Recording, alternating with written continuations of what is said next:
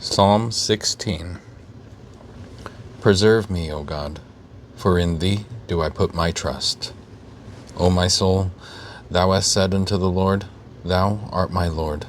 My goodness extendeth not to thee, but to the saints that are in the earth, and to the excellent, in whom is all my delight.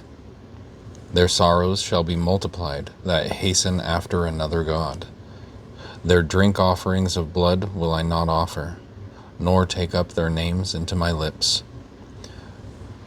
I think the first part of that verse is very important. Their sorrows shall be multiplied that hasten after another God. One of the greatest tricks Satan has played is to get people to think that they're not in a state of worship. And this was going through my mind today. God just put it in my head because it's something I've preached for a long time. Everything, literally everything, is a spiritual matter. It doesn't matter how mundane we think it is. It doesn't matter how it doesn't matter what we think. Literally everything is a spiritual matter. Literally everything is about worship. The base definition, the base understanding for worship is who you choose to listen to, who you choose to obey. So in conversation, right? Everybody speaks, everybody has conversations. In conversation, is your conversation glorifying God, or is your conversation glorifying his enemy? Right? And so everything is about worship. Even the atheist is in a state of worship 24/7. The other unbelievers are in a state of worship 24/7. We were literally programmed, designed, made, created to worship. So it's not a question of whether or not we worship, it's who do we worship. That's it. There is no middle ground. There's no gray area. It's God or Satan in literally everything. And I use the word literally as it should be. We are constantly in a state of worship. We just need to choose to whom our worship belongs. And that's the greatest trick Satan has played. That we can just choose to not believe and therefore not be in a state of worship. So our idea of worship is go into a church and do whatever goes on in there. That's people's definition of worship. That's not God's. God's definition of worship is who you follow, who you listen to.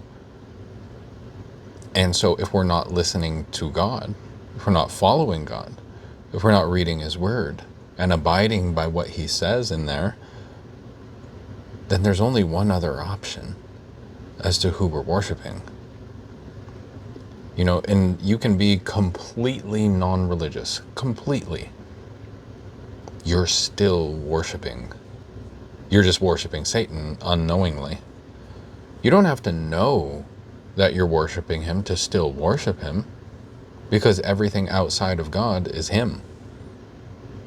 And people really need to understand that we are wired to worship. It's inescapable. That's the thing about creation. It is inescapable.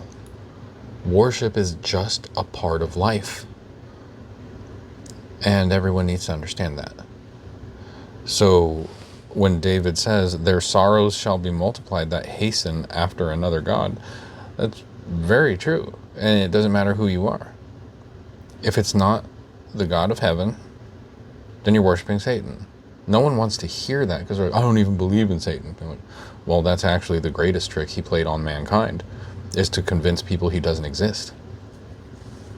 I mean, what greater way to get people to follow you than to convince them that you're not even there? It's kind of like the most powerful form of slavery is when you have people love their chains.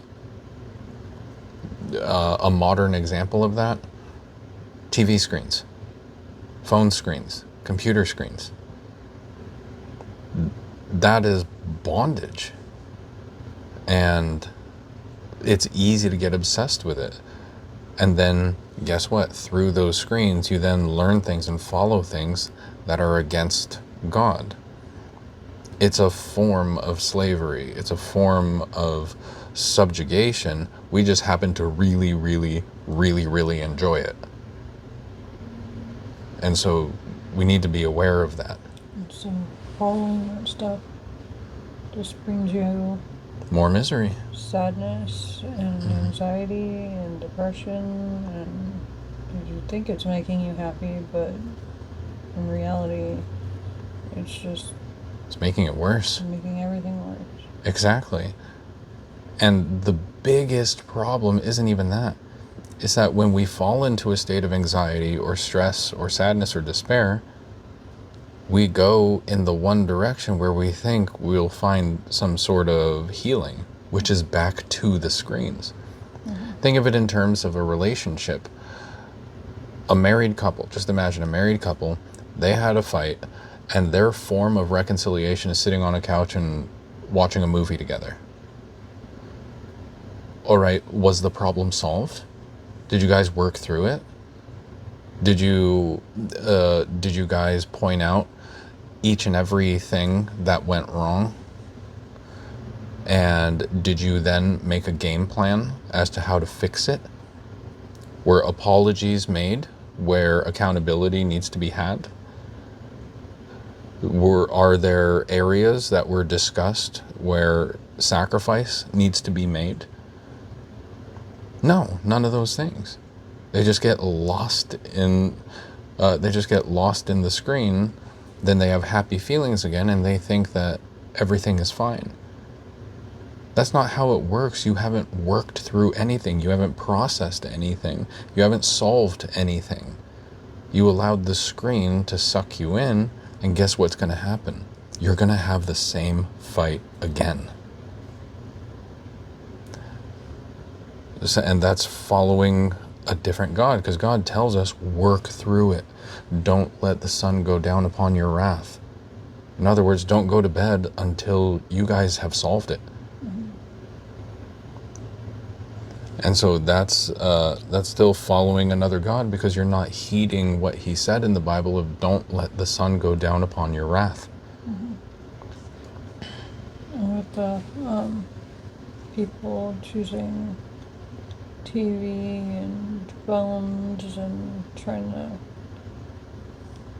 find their happiness there, they're trying to fill the void that they've lost because they don't have Christ in their life. Exactly. Nothing can fill that void but him. But when we shove him out, then that leaves a vacuum. That void is a vacuum that sucks in those demons. That's why I have that sermon. What's the title? The Void in Man's Heart. Did we ever go through that? We've gone through a lot of them. I should make sure. We should actually go through that. Okay, so continuing in Psalm 16.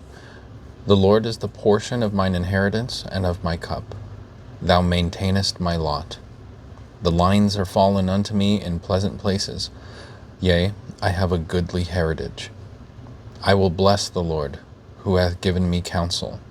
My reins also instruct me in the night seasons. I have set the Lord always before me. Because he is at my right hand, I shall not be moved. Therefore my heart is glad, and my glory rejoiceth. My flesh also shall rest in hope. For thou wilt not leave my soul in hell, neither wilt thou suffer thine Holy One to see corruption. Thou wilt show me the path of life. In thy presence is fullness of joy. At thy right hand there are pleasures forevermore. Now Psalm 17. Hear the right, O Lord. Attend unto my cry. Give ear unto my prayer, that goeth not out of feigned lips. Let my sentence come forth from thy presence. Let thine eyes behold the things that are equal. Thou hast proved mine heart, which means tested. Like tested his faith. Thou hast proved mine heart. Thou hast visited me in the night. Thou hast tried me, and shalt find nothing. I am purposed that my mouth shall not transgress. So watch what you say. Order your conversation. Think about your words before you just let them fall out. Concerning the works of men, by the word of thy lips I have kept me from the paths of the destroyer. The destroyer is Satan. Hold up my goings in thy paths, that my footsteps slip not. I have called upon thee, for thou wilt hear me, O God. Incline thine ear unto me, and hear my speech. Show thy marvelous loving kindness, O thou that savest by thy right hand them which put their trust in thee from those that rise up against them. Keep me as the apple of the eye. Hide me under the shadow of thy wings, from the wicked that oppress me, from my deadly enemies who compass me about. They are enclosed in their own fat. With their mouth they speak proudly. So you see this being said in a handful of places in the Bible. They are enclosed in their own fat. When speaking of fat, they're not necessarily literally fat, though there are some cases of that in the Bible. Being enclosed in their own fat simply means they're all about themselves, which, let's face it, when it comes to like obesity or morbid obesity or super morbid obesity, that's very selfish. Especially if you have a family. You're taking away from the health and nutritional needs of your kids or your spouse just to take in things that are disturbingly unhealthy just to satisfy a craving. And once it gets to a point where more money is being spent on your cravings than there is in going to your children or your spouse, then how is that not selfish? Like, explain to me how that's not selfish. And nobody's getting obese on salads. They're just not. They're getting obese on cookies, cakes, pies, hamburgers, pizzas, fries, fried chicken, like all the stuff. Right? And so what are the kids eating? The exact same things. So by specifically speaking to husbands and fathers here, you're supposed to be leading your family. And so are you leading them in strength, in courage, in determination, in motivation? Are you leading them in courage, honor, respect, and integrity? No, you're leading them toward a lazy life filled with video games and snack food. And what do you think they're going to follow? What sort of adults do you think they're going to be? You're leading your wife into the same nonsense. So yeah, I am specifically speaking to husbands and fathers here. You are set up by God to lead your house. So if you're not leading in health, your children will be unhealthy. If you're not leading in strength, your children are not going to exercise. They won't see the value of exercise. They won't see the value of spending time away from the screens. They won't see the value of anything good. Because as things are set up, fathers have way more influence over their children than the mothers do. So this falls on the fathers. And so to say they are enclosed in their own fat, yes, it can be literal. But enclosed in their own fat is simply saying they are self-serving, self-righteous, all about themselves. It just happens to typically manifest in obesity and laziness, which God speaks about both things, especially in Proverbs, which we'll get to when we're done with Psalms. They have now compassed us in our steps. They have set their eyes bowing down to the earth. Like as a lion that is greedy of his prey, and as it were, a young lion lurking in secret places. Arise, O Lord, disappoint him, cast him down, deliver my soul from the wicked, which is thy sword, from men which are thy hand, O Lord, from men of the world, which have their portion in this life, and whose belly thou fillest with the hid treasure.